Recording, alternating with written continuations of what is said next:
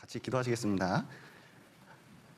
사랑과 은혜가 풍성하신 하나님 아버지, 죄 가운데 있었던 저희를 주님의 피로 우리의 모든 죄를 사하시고 우리를 구원하심 너무나 감사드립니다. 아직 주의 사랑을 모르는, 또 주의 은혜를 모르는 많은 사람들이 있습니다. 그 사람들에게 이 귀한 복음 전할 수 있도록 도와주시고, 또 우리를 통해서 구원의 역사가 나타날 수 있도록 도와주시옵소서. 내일부터 오전 성경 강연회가 있습니다. 함께 해주시고 또 많은 분들이 참석하고 구원함을 얻을 수 있도록 도와주시옵소서. 특별히 코로나 속에서 우리의 건강을 지켜주시고, 또 코로나를 이겨내고 또 힘을 얻어서 주의 일에 힘쓸 수 있도록 도와주시옵소서. 또 우리 삶 속에 여러 고난과 어려움이 있습니다. 주를 의지함으로 이겨낼 수 있도록 도와주시옵소서. 오늘 교제의 시종 주님께 맡기며 예수님 이름으로 기도드렸습니다. 아멘. 에베소서 5장 보시겠습니다.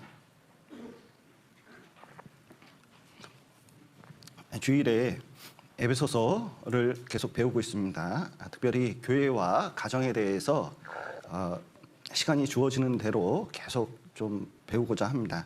이렇게 에베소서 5장 25절 신약성경 315페이지 에베소서 5장 25절부터 30절까지 제가 읽어드리겠습니다. 남편들아, 아내 사랑하기를 그리스도께서 교회를 사랑하시고 위하여 자신을 주신같이 하라. 이는 곧 물로 씻어 말씀으로 깨끗하게 하사 거룩하게 하시고 자기 앞에 영광스러운 교회로 세우사 티나 주름 잡힌 것이나 이런 것들이 없이 거룩하고 흠이 없게 하려 하심이니라. 이와 같이 남편들도 자기 아내 사랑하기를 제 몸같이 할지니 자기 아내를 사랑하는 자는 자기를 사랑하는 것이라. 누구든지 언제든지 제 육체를 미워하지 않고 오직 양육하여 보호하기를 그리스도께서 교회를 보양함과 같이 하나니 우리는 그 몸의 지체임이니라. 지난 시간에 아내의 아름다운 복종이라는 주제를 가지고 좀 이제 교제를 했습니다. 오늘은 남편들은 다 나오셨나요? 왠지 오늘 숫자가 좀 적어 보이는 것이 코로나 걸리셨는지 모르겠습니다. 오늘은 남편의 책임 있는 사랑이라는 주제를 가지고 교제를 해보려고 합니다. 특별히 이 시대의 가장 큰 비극 중에 하나는 가정이 파괴되고 있다는 겁니다. 특별히 여성 가족부가 있지만 실질적으로 여성들이 일을 하고 학력이 높아지고 또 사회가 선진화될수록 이혼율은 높아지고, 그리고 학력은 높아졌는데 의외로 참을성은 없어지면서 가정 깨는 것을 쉽게 생각하는 문화가 점점 생기고 있습니다. 왜 이런 일이 생길까 알고 보면 하나님 말씀을, 그리고 가장 중요한 질서를 중요하게 생각하는 그런 마음들이 점점 사라졌기 때문에 그러한 것입니다.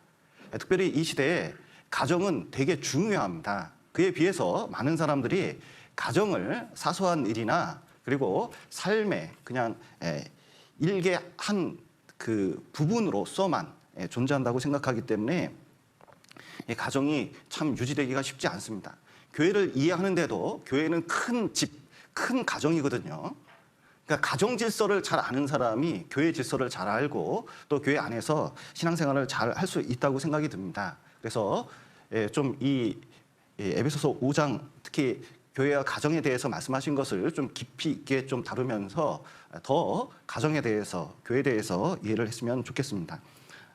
과거 이제 남편들은 유교 문화가 좀 있었습니다. 그래서 유교 문화 속에서는 아내를 귀중히 여기기가 쉽지가 않습니다. 왜냐하면 시집을 오면 벙어리 3년, 귀머거리 3년, 봉사 3년, 그래서 총 9년을 이제 남편 없이 시어머니 따라서 부엌일을 배우면서 살아야 된다, 이렇게 배우곤 했습니다. 특별히 여기 이제 정읍에 뭐 큰 부잣집이 있더라고요. 그래서 한번 그 부잣집 그 옛날 집이 있길래 가봤더니 그 집의 구조가 이렇게 되어 있습니다. 시어머니가 있으면 며느리 집 방이 바로 옆에 붙어 있어요. 그러면 남편은 어디 있나 봤더니 남편은 따로 독채를 가지고 있더라고요. 그래서 아내를 보고 싶으면 낮에는 볼 수가 없고 밤에 몰래 뒤로 해서 들어와야 겨우 볼 수 있는 그런 가옥 구조를 가졌더라고요. 그래서 남편들이 아내를 보는 것은 밤에만 잠깐 보고 말았던 그 가옥 구조를 가지고 있습니다. 특별히 남편들은 바깥 일에 힘쓰고 아내들은 집안 일에 힘써야 된다. 그래서 가정일은 상관하지 마라 이런 것을 어렸을 때 배우고 많이 했죠.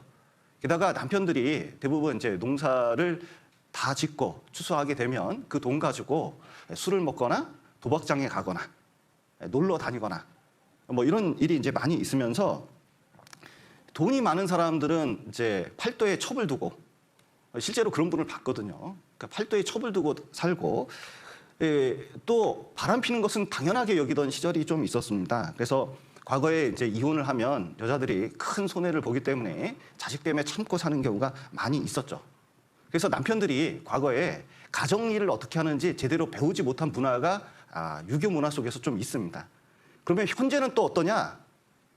과거에 배웠던 그런 것들이 잠재되어 있는데 막상 현대 구조 핵가족화되면서 남편들이 집에 들어와서 할 일이 없습니다. 왜냐하면 아내들이 남편의 사랑을 잃었기 때문에 이제 자식에게 매여 있거든요. 그래서 밥을 하더라도 자식 중심적으로 합니다.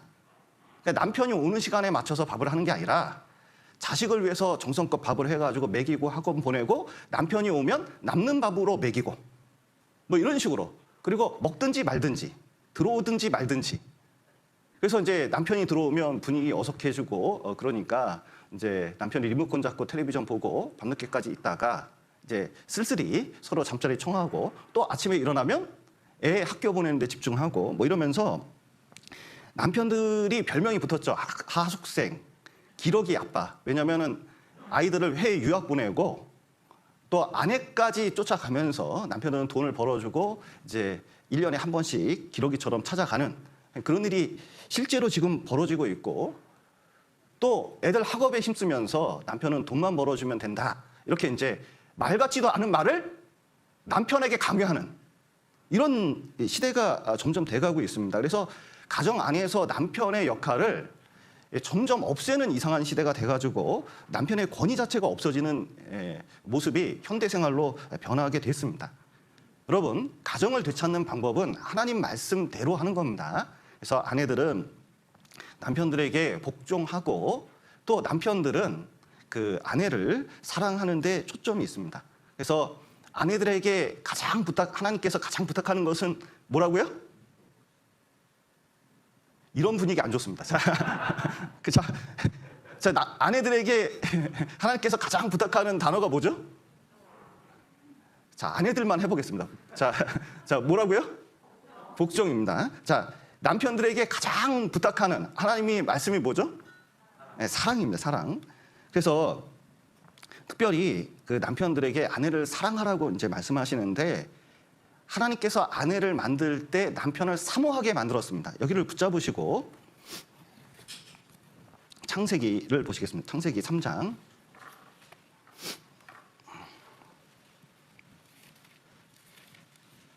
3장 16절입니다. 창세기 3장 16절. 범죄한 후에 하와에게 이런 징벌을 주셨습니다. 창세기 3장 16절 제가 읽겠습니다. 또 여자에게 이르시되 내가 내게 잉태하는 고통을 크게 더하리니 내가 수고하고 자식을 낳을 것이며 너는 남편을 사모하고 남편은 너를 다스릴 것이니라 하시고 그 아내는 남편을 그러니까 이제 쥐려고 해요. 그러니까 남편 입장에서 보면은 참 이렇게 결혼하고 잘 이해가 안 갑니다. 이게 남자들은 결혼하기 전에는 그 아내 될 사람을 축구공 쫓아다니듯이 쫓아다닙니다. 막 공 가면은 축구공 할 때 공 가면은 남자들은 어떡하죠? 막 쫓아가요. 연애할 때는 막 쫓아다닙니다. 결혼하고 나면 가두리 양식장에 잡아놓은 물고기처럼 돼요. 그러니까 이제 그 아내를 사모하는 것이 확실히 적어집니다. 그리고 일에 더 집중하려고 하는 성향이 점점 생기는데 놀랍게도 아내들은 결혼하고 난 다음에 남편의 사랑을 더 갈구하는 경향이 분명히 생겨요. 남자들이 이해하지 못하는 부분 중에 또 하나입니다. 특별히 이제 유교 영향권에서는 아내를 사랑하면 옛날에 뭐라 그랬죠? 팔불출. 그러니까 마치 아내, 애처가라고 하지도 않아요. 옛날에는 애처가를 뭐라 하겠습니까?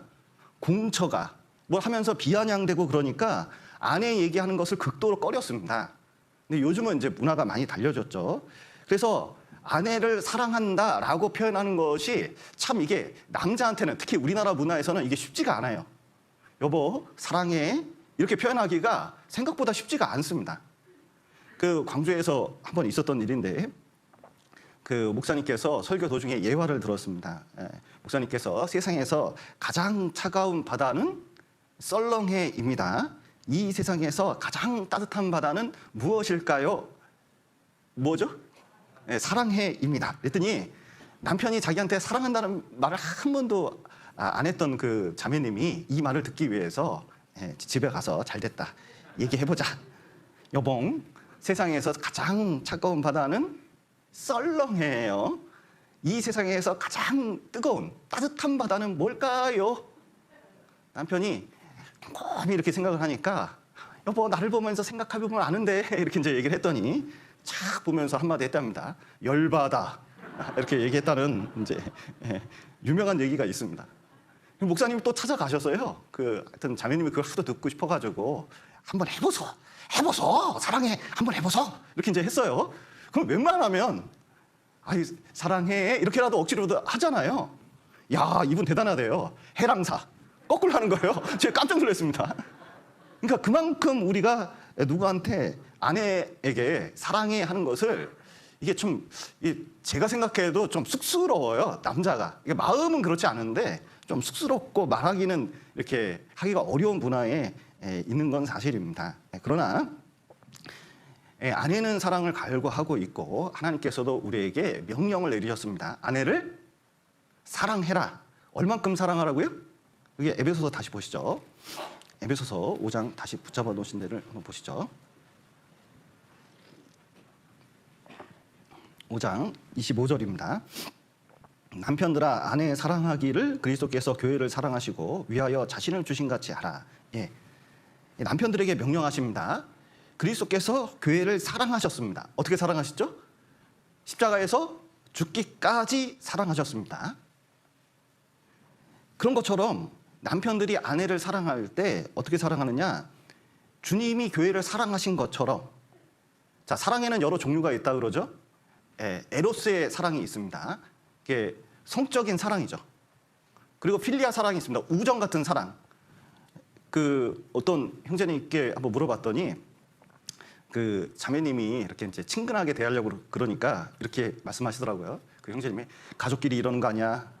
이렇게 이제 가족끼리 손잡는 거 아니야? 뭐 이렇게 이제 얘기를 하신 분이 있는데 뭐 어떤 분은 우리는 이제 애정이 아니라 우정으로 산다 이렇게 이제 주장하는 분도 계십니다. 그런데 성경에서는 에로스도 아니고 필리아도 아니고 아가페적인 사랑입니다. 그러니까 주님이 우리를 사랑할 때 무조건적인 사랑을 했다는 거예요. 죄인일 때, 원수일 때 그래도 사랑해서 구원을 하셨습니다. 그러니까 남편이 아내를 사랑할 때도 좀 안 생겼어도 좀 부족해도 말을 좀 험하게 해도 그리고 좀 사고를 쳐도 어떻게 하라고요?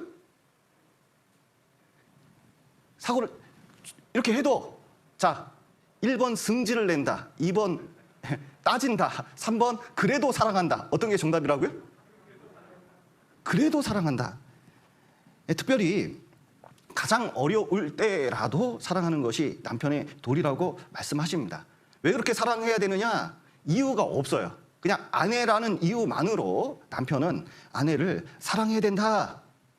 그리고 문제가 있고 죄가 있어도 어떻게 해야 된다고요? 덮어줘야 된다. 그것을 호세아 성경에서 잘 보여주고 있습니다. 남편들이 꼭 읽어야 되는 성경 중에 하나가 호세아 성경입니다.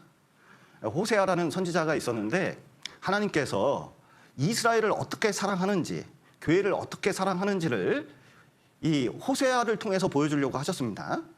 특별히 죄 짓고 있는 이스라엘을 하나님이 어떻게 사랑하는지 보여주려고 호세아에게 명령을 내립니다.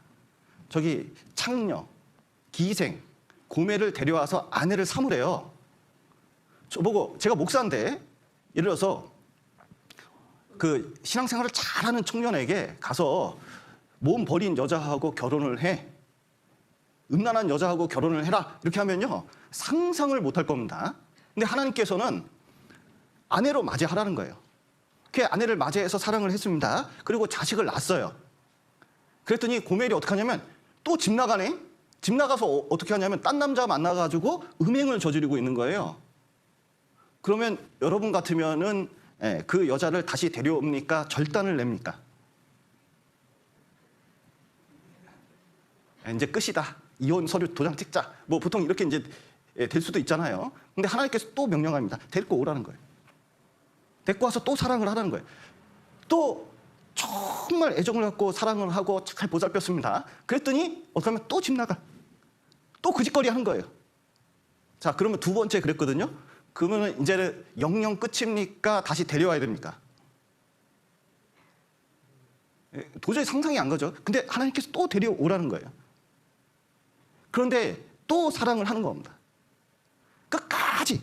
그래서 뭐냐면은 사람을 만들려고 하는 거예요.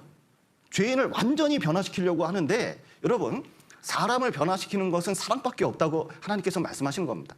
죄인 된 우리를 하나님께서 어떻게 사랑하셨냐? 자기를 완전히 십자가에 죽여서 우리를 무조건적으로 사랑하고 우리가 뭐 변한 것 같지도 않은데 계속 살면서 하나님의 사랑을 계속 공급하면서 뭐냐면 사람을 변화시키려고 하셔요.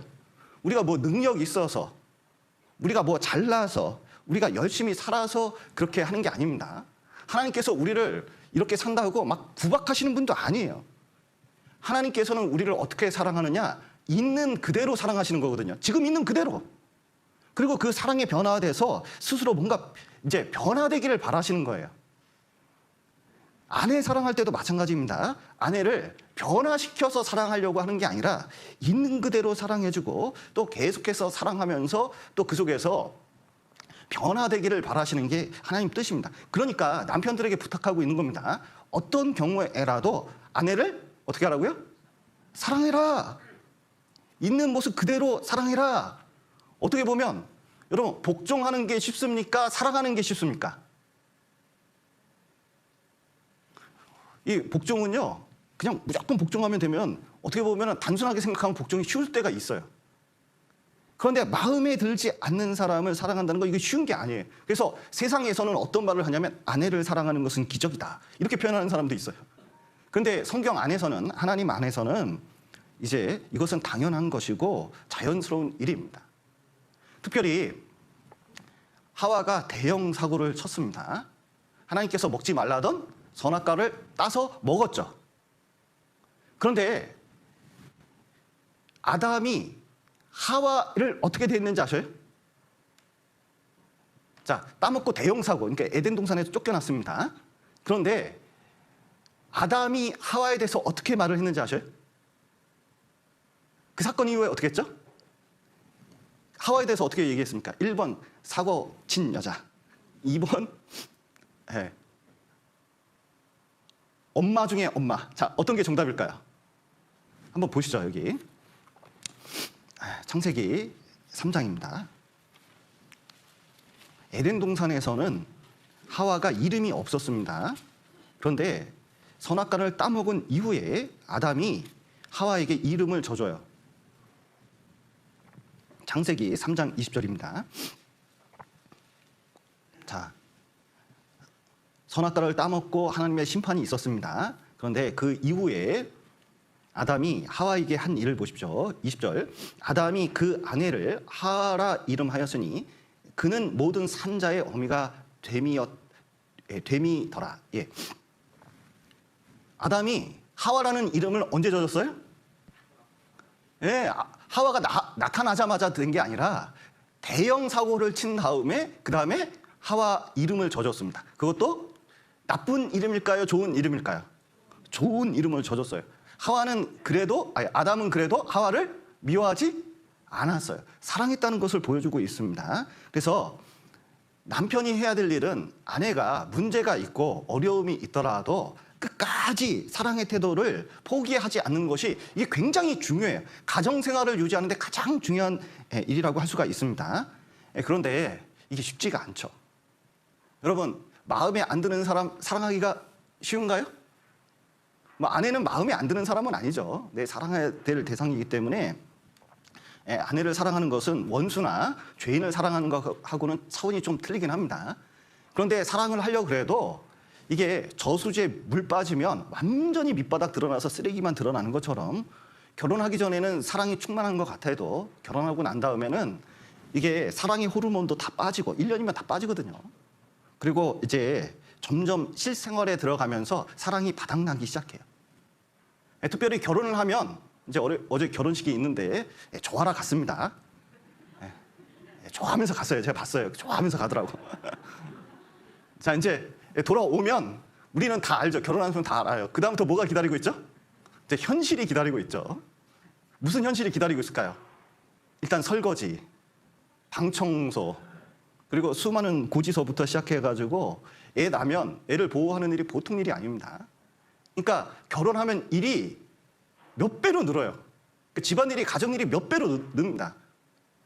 그러면 이제 가정사를 분담해야 되고 돈을 분배해야 되고 시간을 분배해야 되거든요. 자, 결혼했다는 뜻은 자, 퇴근한 다음에 내가 편히 쉴 수 있다는 뜻일까요? 시간을 내서 가정일을 해야 된다는 뜻일까요? 이제 자기 시간이 이제 없어요. 없어요. 이제 가정생활을 한다는 건 자기 시간이 없어지는 거예요. 그러니까 그런데 결혼하면 그 생각을 못 해요. 왜? 좋아라서 결혼했는데 내가 이제 시간이 없어졌다는 것을 생각을 못 해요. 돈도 써야 된다는 걸 생각을 못 해요. 일을 더 해야 된다는 것도 생각을 못 하는 경우가 많습니다. 근데 막상 부딪히면 그때부터 사랑의 감정이 현실로 돌아오면서 매바르기가 쉬워요. 왜냐하면 서로 간에 이제 옛날에는 주려고 했는데 결혼하면 그다음부터는 어떻게 해요? 이제 만나면 뭐 밥도 사주고 꽃도 사주고 뭐 어디 데리고 가고 뭐 벚꽃도 구경하고 막 그렇습니다. 이제 결혼하고 난 다음엔 어떻게 해요? 서비스를 받았는데 옛날에는, 지금은 이제 어떻게 해요? 서비스를 받길 원해요. 그러니까 이제 점점 문제가 생기는 거예요. 특별히 이제 형제들은 일터에서 전쟁을 치르고 왔기 때문에 가정에서 좀 가정을 가졌으면 좀 쉰다 이렇게 이제 생각을 하고 있습니다. 여러분, 가정에 돌아오면 쉴까요? 더 큰 일이 기다리고 있을까요? 남편들만 좀 얘기해 보세요. 사실은 더 큰 일이 기다리고 있는 겁니다. 유대인들은 성경에 이렇게 되어 있습니다. 결혼한 사람은 1년간 군대도 안 가요. 아무 일도 안 시킵니다. 왜 그런지 아셔요? 사실은 가정 안에서 더 큰 전쟁을 치르고 있기 때문에, 더 큰 전쟁을 치러야 되기 때문에 그러하다고 보통 얘기하거든요. 그러면서 뭐냐면 사랑이 이게 메마르기가 쉬운데 이 남편들이 해야 될 일은 공급을 받아요. 공급을. 사랑을 공급을 받아야 되거든요. 어디서 공급을 받느냐? 하나님 사랑이 아니면 이게 불가능합니다. 그러니까 형제들은 말씀을 많이 들을 필요가 있어요. 시간이 될 때마다 공급을 받을 필요가 있습니다. 스데반이 돌로 맞아 죽을 때 너무나 큰 고통 가운데 있었습니다. 그런데 그 고통 가운데서도 주변 사람을 용서해주고 주님께 기도했잖아요. 그들을 용서해달라고. 그리고 그 돌 맞는 것을 꿋꿋이 아주 잠잠히 받아들였습니다. 어떻게 돌 맞아 죽어가는 그 고통을, 그리고 억울하게 죽는 그 죽음을 참을 수가 있었느냐? 하늘을 보니까 하늘이 열리고 주님이 그 보호자에 서 계셔서 스데반을 받아주셨습니다. 그러니까 주님과 소통이 완벽하게 되니까 그 사랑을 받아서 모든 것을 견딜 수 있는 힘이 생겼던 거예요. 여러분, 주님의 사랑을 가지고 보잖아요. 그러면 사람들이 다 괜찮아 보입니다. 근데 사랑이 메말라지잖아요. 그러면 자기에게 아내가 조금이라도 일을 시키거나 조금이라도 자기 마음에 드지 않는 말을 하면요, 되게 힘들어지는 거예요. 그래서 남편들이 아내를 사랑하는 중요한 원천이 어디에 있느냐? 진짜 주님을 사랑하지 않으면 이게 쉽지가 않습니다. 그리고 계속적으로 공급을 받을 필요가 있어요. 그래서 시간을 쪼개서 성경을 읽고 기도하고 그리고 주님의 사랑에 대해서 깊이 생각해 보는 것이 꼭 필요합니다.